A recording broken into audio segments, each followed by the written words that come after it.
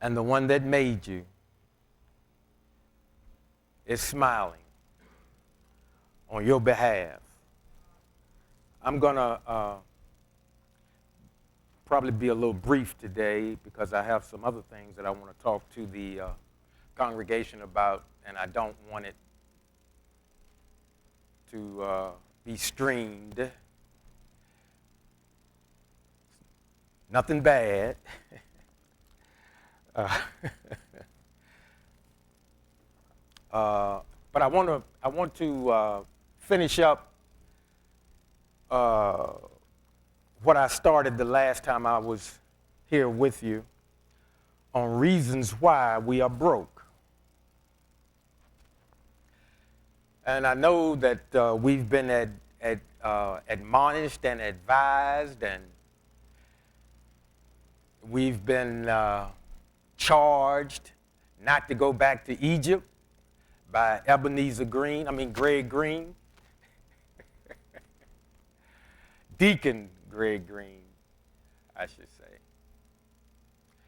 And all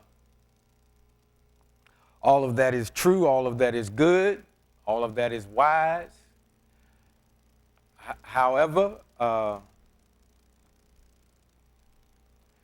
this can be used as a time for family.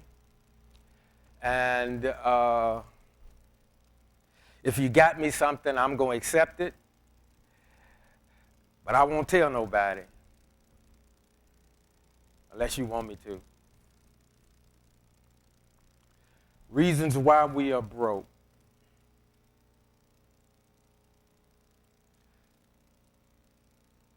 You see, a lot of us, we're not, let me say this. A lot of times we're broke, but we are not poor. Okay?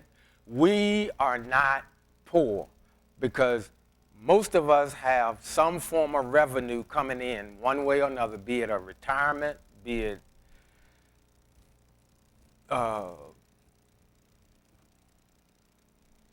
insurance or whatever. Being broke is, sometimes leaving out the house and maybe you forgot your wallet, or maybe you don't have any cash on you.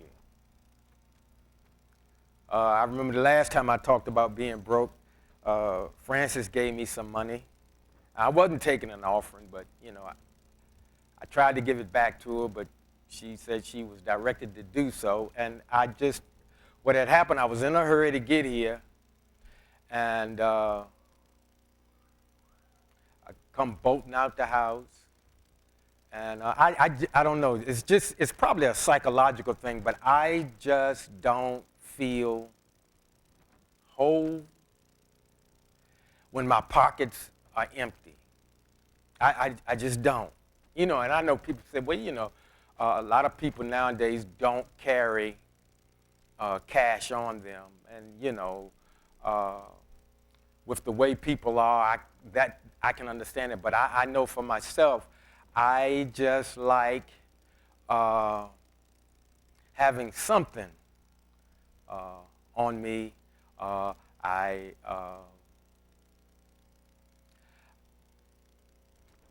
encourage people to, if you don't want to carry it on you, put it in your glove compartment or somewhere in your car. But I just think it's a good thing to always have some form of cash on you. I know a lot of financial so-called experts or gurus. At one time, a gentleman that has done very well in business, Ray Dalio, who runs one of the largest hedge funds, for a while he was saying cash was trash, but now he's changed that. In fact, right now cash is back in. I've also advised people to keep some cash somewhere in your home. And I still recommend that because we never know what's coming down the pike. And sometimes emergencies don't just happen like at times like this where it's day. Sometimes an emergency can occur 2 o'clock, 3 o'clock in the morning. You know, even something as simple as making sure you at least keep a quarter tank of gas in your car, because if you've ever had a medical emergency, wouldn't that be something? Because, you know, when that happens, time is of the essence. Time is of the essence. Just little things that that we can do to help us handle or help us be better prepared for the unexpected. I want to start out, Reg. Can you pull up Deuteronomy 8:18? And it says, "But thou shalt remember the Lord thy God, for it is he that giveth thee," which is us, "power to get wealth, that he may establish his covenant, which he sware unto our fathers, as it is this day." So, you know, he watches over our health, and we need to help out where we can by being moderate in what we like to eat, being balanced in what we should eat, and being consistent in what we shouldn't eat. You know, the older we get, we had a good session last night, and I think all the guys except Reggie, the rest of us, when we were getting up, I mean, it was the grunting and, you know, stuff was clicking and, but you know, he's still relatively young. But saints, we need to be more mindful. I know a lot of us are really watching what we're eating. And even in that, and when I use the term balance in that, listen, there's a lot of information being given about, you know, a study was done and this is bad for you. And then another study's done. And then you find out it's not so bad for you. Just remember this. Everything just about is one form of marketing. You know, a lot of us spend a lot of money in buying a lot of stuff that because we believe this will help me. And I understand all of that, and I don't. I try to be. I try to be careful, but when I notice, you know, like you all know. I mean, I have an addiction to HSN. And I'm working on it, but don't pray for me. I'm gonna work on it, but don't pray.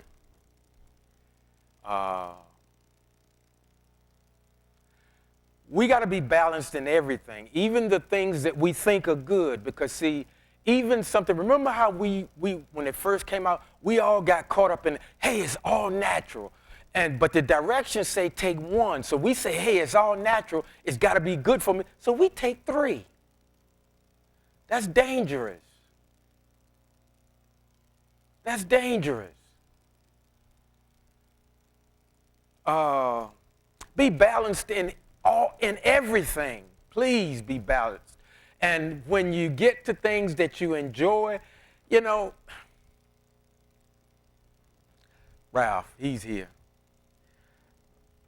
Ralph's got a lot of great health information. And I'm going to make sure that I listen to everything that he's willing to share with me. But I know I'm not going to stop. Now, my favorite two sodas, well, I don't know if I can find the Canada Dry Lime anymore. So then it went to Mountain Dew, which is awful, and Pepsi, which is awful. And I remember I was, John, Donnie, and we were talking back there the last time Ralph had done a health bite. And I said, well, I'm in church and I'm standing with a preacher and another man of God. I said, so, I ain't going to start lying. So I said about 3 or 4 times, I said, yeah, man, but I like that Mountain Dew and I like that Pepsi. And Donnie let it go about 2 times. Then he said, look, man, just cut the portion in half. He said, but then after you enjoy that half, you need to drink about 3 or 4 glasses of water so you can help flush that stuff out. So I kept saying, I was saying to myself, well, if I keep saying it, that's just letting them know, brothers, I ain't lying to you, but I ain't going to stop. But he was like, well, I already know you ain't going to stop. That's basically what he was saying. He says, but just cut down on it. Moderation. Moderation. I like lemon chest pie. I like lemon anything, And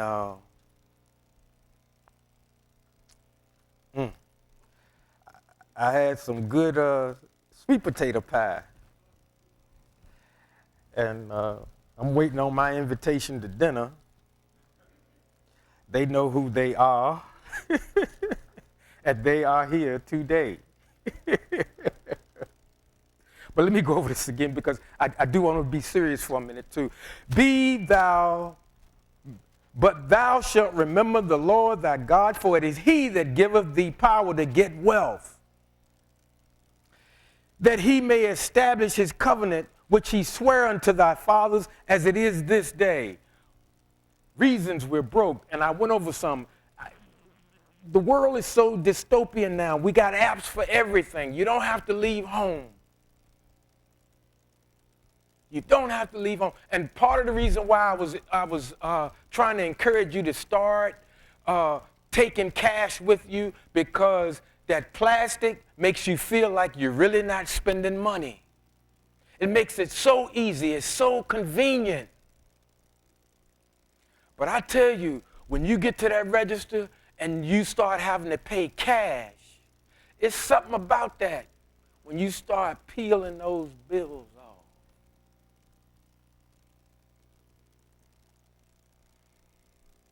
I remember this is one of my Houston stories. I really enjoyed my time there. But I worked in for an insurance agency. And it was we had an office in the Galleria, which at that time was one of the largest shopping centers. That thing, I think it had 17 or 18 floors, because our office was, I think, on the 15th floor. But down below was a full mall, Ralph Lauren, all of those kind of stores, like Neiman Marcus and, high end. And one of the principals said, hey, Barry, let's have lunch, and I want to go pick up a couple of suits. And these guys, that was the best job I ever had in my life. It was everything that I had envisioned when I was in college. Because I said, Everything was top shelf. My company car was a Jaguar. And that was my favorite car.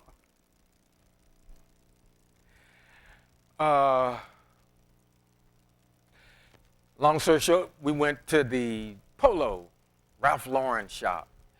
And most of the salespeople there, they got an air about them, as if they're doing you a favor, letting you come in to buy all those high-price items.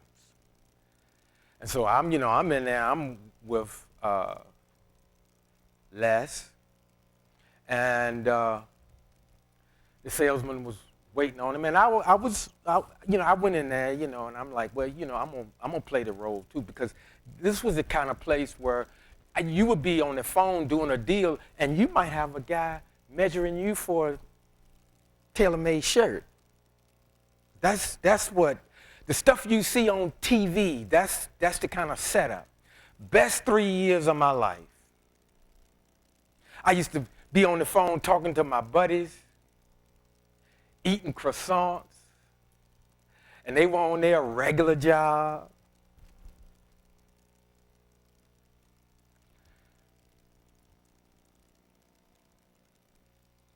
Les picked up 2 suits, he bought 3 shirts, a couple of ties,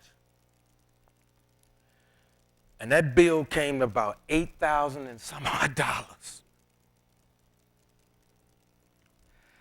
And so, I'm in there, and he's one of the principals, and, I didn't want to look totally destitute, so I'm looking at an ostrich skin wallet.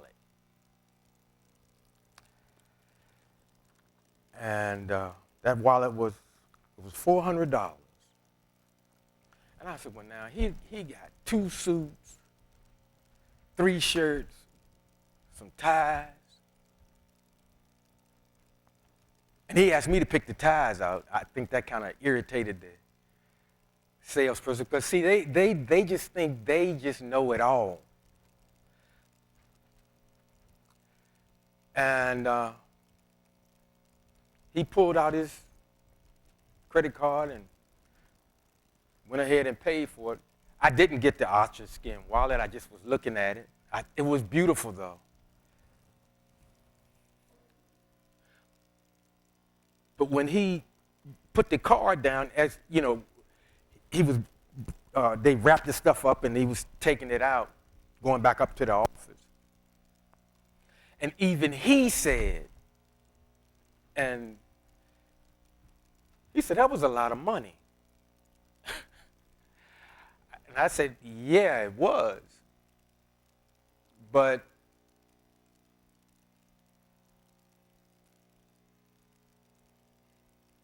I almost allowed peer pressure to make me buy that wallet. I thought long and hard about it. I said, he was a principal, which is like one of the main guys in the agency. And I'm like, man, I got to get something. But I put it back. I didn't get it. But I felt pressure. But he wasn't putting any pressure on me. I was putting the pressure on myself. And I'm bringing this up because, see, we put pressure on ourselves sometimes, and we need to stop doing that. Now, I know, a lot of times we tell ourselves, we're good people, and we're good people. We work hard, most of us, and we work hard. And so we say, I work hard, so I deserve this. And that term dystopian, we are too advanced for our own good. It's too easy for us to spend money. And I'm not against spending money. I like nice things, and I want all of us to have nice things. And sometimes you should reward yourself, particularly if you've reached a milestone in your life or something. But, again, even in that, we need to be balanced.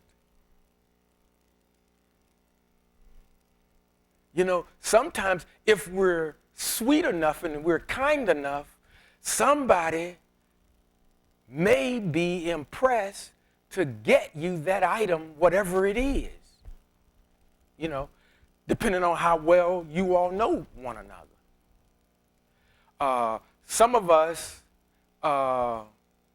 wouldn't buy maybe an expensive watch for ourselves. But if somebody that you know or that you are close to, you would buy it for them. Well, just like you might feel that way, they may feel that way too and say, well, I'm not going to get this for myself, but I know Barry likes this. I was going through my closet, and on the bottom floor, because I'm trying to get things straight, because I don't want to go into the new year with my place looking like a warehouse. But I was I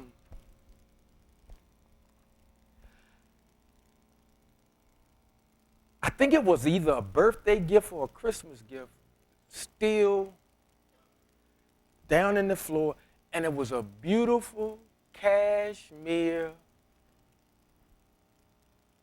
scarf, beige. And I was like, oh my gosh. I said, somebody paid a ton for that. And I hope you ain't here. I don't think so. Y'all don't like me that good. I don't blame you. But I got to thinking about that. I was like, oh my gosh. And I said, I don't even remember who. Because I wouldn't buy that for myself. I wouldn't. I got some scarves, but I took it out, rubbed it on my face. I said, oh man, cashmere is so nice. Now I'm gonna have to wear that thing, and this cold weather's coming.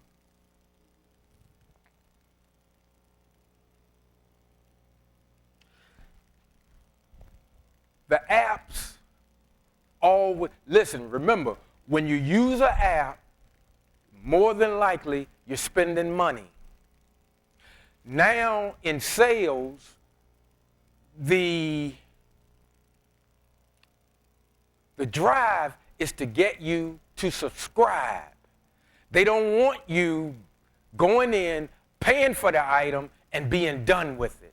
And that used to drive my dad crazy. He didn't like cable because he would want to, whatever it was, if he wanted it, he wanted to buy it and be done with it. But cable don't work that way. Streaming doesn't work that way. Some cell phones don't work that way. I'm not meddling. I'm not meddling. But I'm bringing this up because, folks, we're all being ushered into getting used to somebody hitting your account every month. Go to buy a car. The salesman, one of the first questions he or she's going to ask, well, what are you comfortable paying per month? And they'll pull out a sheet of paper and there are 4 squares on that paper.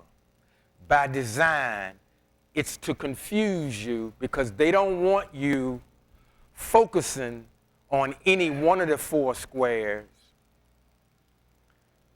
because that's how they're going to. See, they don't want a cash buyer because they don't make much commission.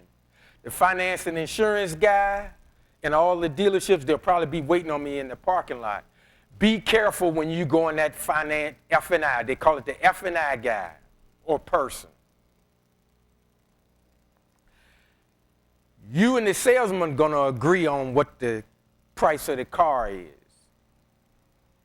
Then they're going to send you to, particularly if you're going to finance it, you got to go in and sit down and talk to the F&I person. That the price that you and the salesman agreed to is not going to be the price that you're going to walk out the door with. I'm sharing this because there are so many things that are happening to us and we're really not aware of it. Or we've kind of gotten used to it and we think there's nothing to it. Yeah, it is. You know, I know that now when you, because I don't know, when you buy a song, I guess that you download a song or you download a movie. Do you own that movie or that song? Or as long as you have your subscription, it'll always play? I'm just wondering because, you know, I'm glad I still got all my DVDs. I still got all my CDs. And Bernita, that CD with Bonnie James, do you still have that? Bless you.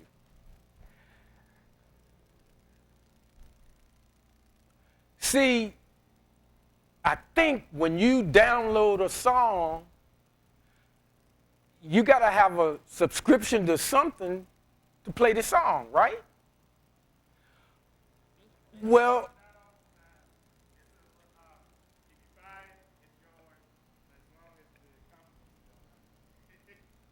so then the company and you own it. But if you buy the CD or the DVD, I own that.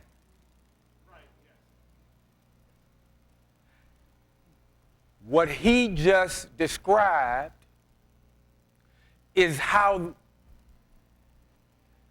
and I don't want to get in trouble, but is how marketing wants us to either download, subscribe, but they don't want us to ever own outright. Even what about the electronic books? Do you download the book? See, but wouldn't you rather have the hard copy book?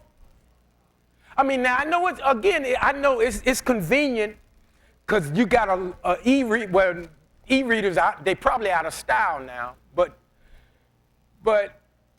I'm guys. This is kind of serious, is what I'm trying to get you to see. Things are getting to where now every month your account is being hit.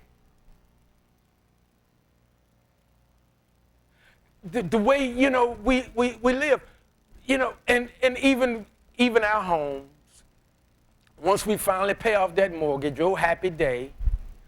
But then what? We got property taxes.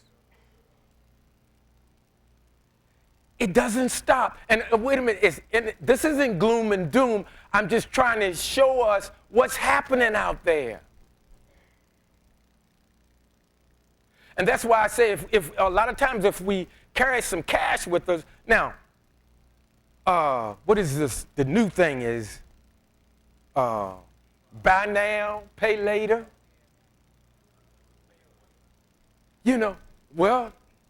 Buy now, pay later.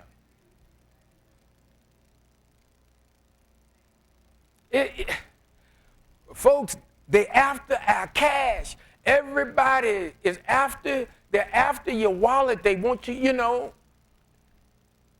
That's why it's so important that we budget.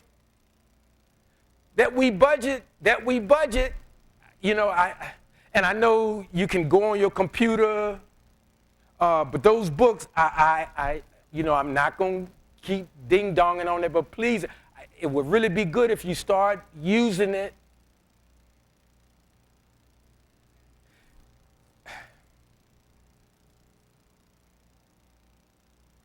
The establishment keeps us in debt. They want us to think happiness is buying more stuff. I mean, really, to tell you the truth, I mean, and you all might agree with me on this. The pandemic, it's almost like Christmas is no big deal because all of us are so used to every time we get home, there's a box. But see, you don't get as excited now because we just used to hey, pick up the phone or order, go on your computer. You can go on your computer and spend money. You can get on the phone and spend money. And, we think it's convenient. It is, but each time they're taking something from us. Another thing we might want to start doing, I'll just pick something. Say it's a sweater.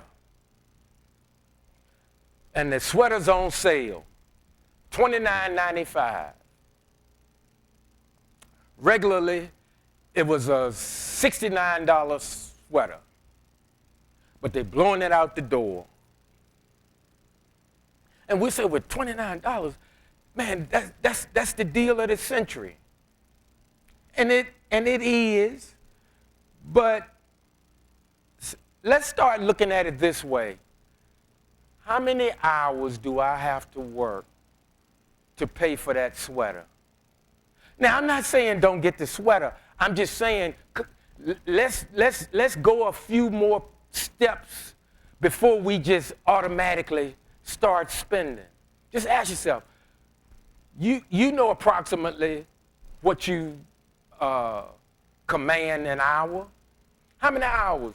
For some, they might say, well, no, I ain't got to work an hour. I can work a half hour and get that. Okay, fine. Well, let me ask you this. Could you have spent that hour or half an hour doing something other than diverting your cash for that sweater? Again, I'm not saying don't buy the sweater. But ask yourself, could I have used the revenue that I derived another way that might have brought a greater return? And maybe not a greater financial return. What if you took that $29.95 and, I don't know,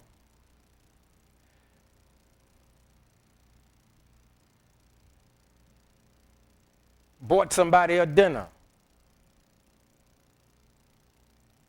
Again, I'm not saying don't have nice things. I'm not saying that. I'd be a hypocrite if I said that. But I want us to start thinking more and more, and the more convenient they're making it for us, the easier it is for us to start parting with our hard-earned money. We were talking last night about the money that we have spent buying all these different Bibles and reference books. It's expensive. It's expensive.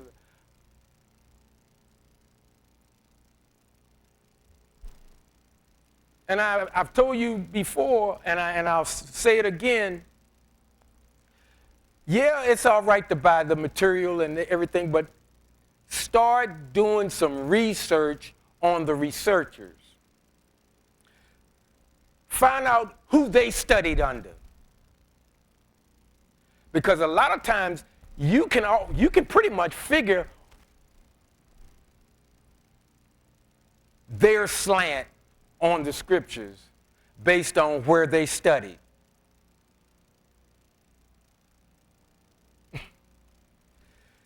And so you might put that book back.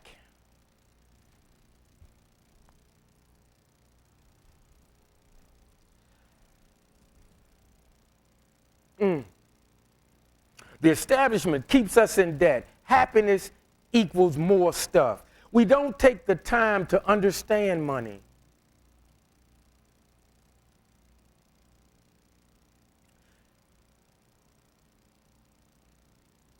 If we are living off of a wage or salary, money represents your time. We sell our time for money. That's not a knock. And I tell you, don't raise your hands, but remember when the MLM craze was really going? And you remember how they used to always pick on the people that worked a 9 to 5? And they probably still use that, although they've gotten such a bad rap. There may not be many multi-level marketing situations still around. But after they made you feel bad because you had a job, and they used to say just over broke, have you ever stopped and thought about it? That if this thing was so fantastic, why don't you all just sell to each other and make all the money off of each other? The reason is because they need you with the 9 to 5, that if you won't join, that you'll become a customer. They knew that the other marketers was just as destitute as they were. Are you taking shots at MLM? No, I'm not. But the concept, they were looking for people that had a 9 to 5. And some companies would even say, well, if they don't join, at least, make them become a customer. Generate some revenue. I'm sharing this with you because every time you leave your house, somebody's trying to sell you something. When you turn on your radio, when you get home and turn the TV on,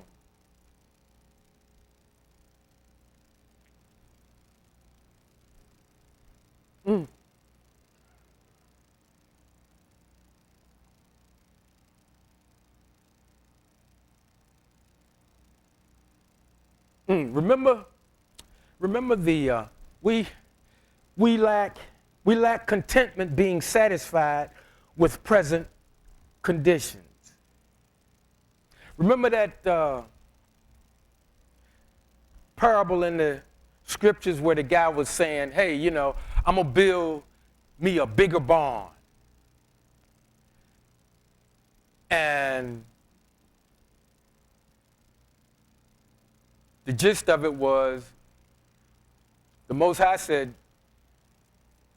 I think he even called him a fool. He said, no, you're not going to build a bigger barn tonight.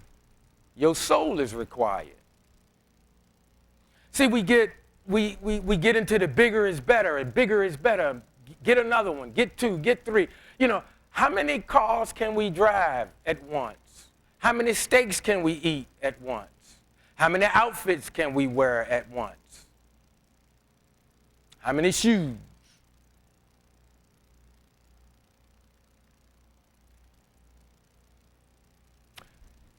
Another thing that's being done to us, now they're trying to get us away from buying things, and what they're saying is, well, now what you want to do is you want to enjoy the experience.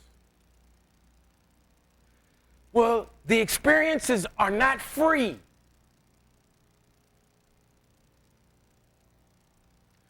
So now they're peddling the experience of it all.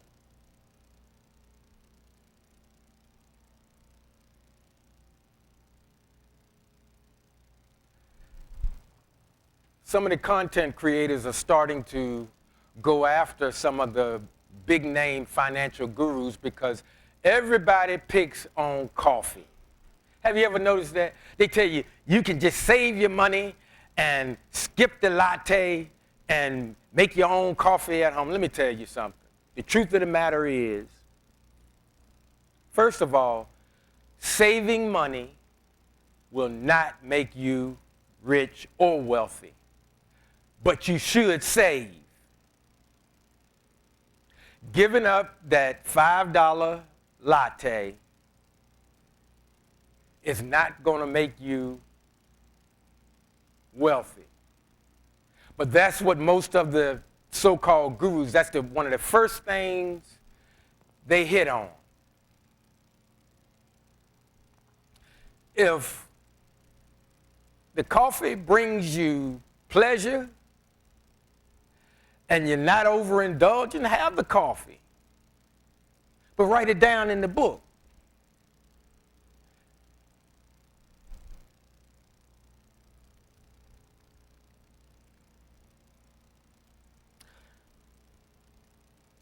Another thing, I'm gonna close after this, and I'll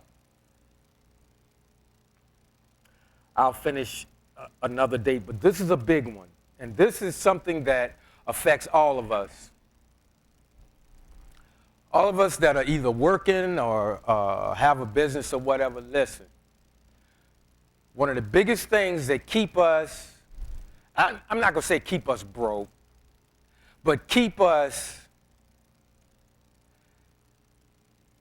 on that hamster wheel, it's called lifestyle adjustments. You get a raise, or you complete some project and you were the big part of it and you get a big bonus. Most of us, you know, we're excited, we want to celebrate. And now you say, well, and you were okay with the car, but I want a different car now.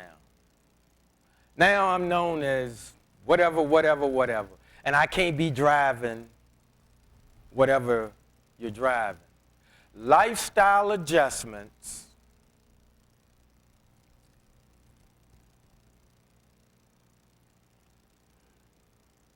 base their spending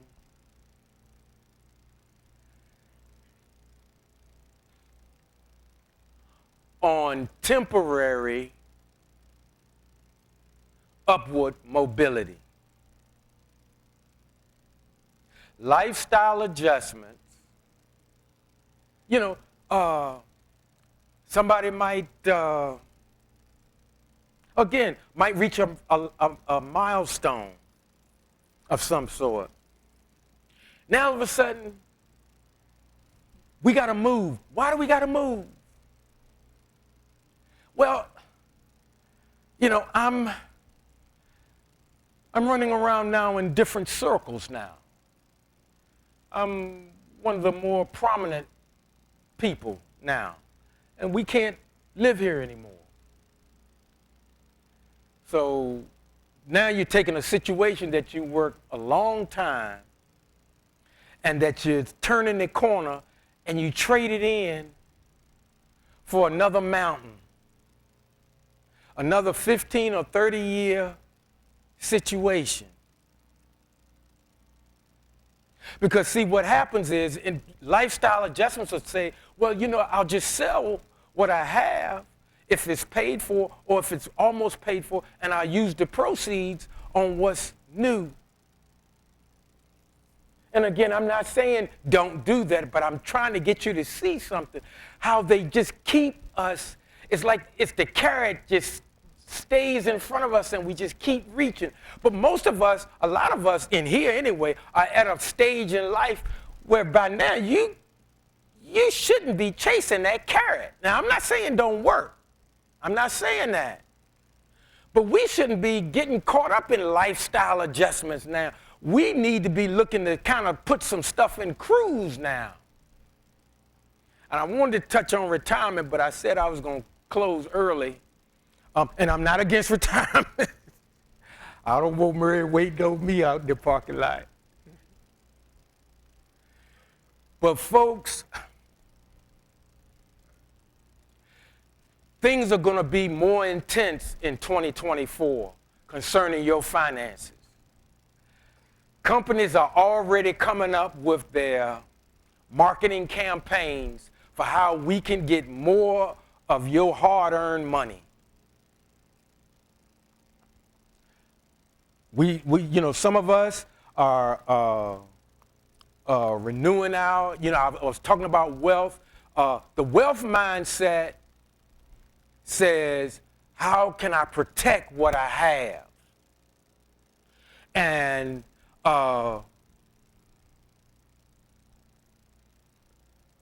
when you have a wealth mindset, you're interested in insurance.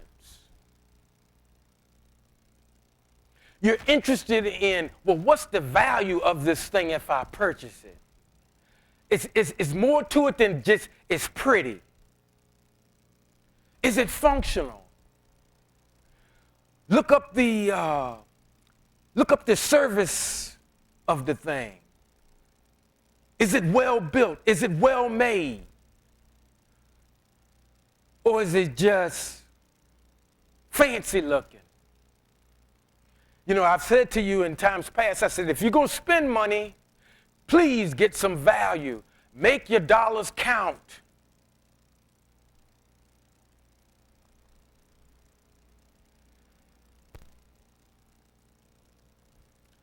Lifestyle adjustments, folks, will keep us on that perpetual wheel. And when you throw in, don't be so consumed with obtaining things. Now what you want to do is you want to go after the experience of the thing. Again, those experiences cost money. The next time I come, we're going to talk about retirement and looking at retirement a little differently, because most of us, and I'm really close after this, most of us, we work, and we're trying to get to a certain age that we say, now I'm going to prop my feet up and I'm going to take it easy. Not saying you don't deserve to do that. I just want to share some things with you so that hopefully you might look at retirement a little differently. And this will help those that are retired and those that are looking forward to retirement. God bless you.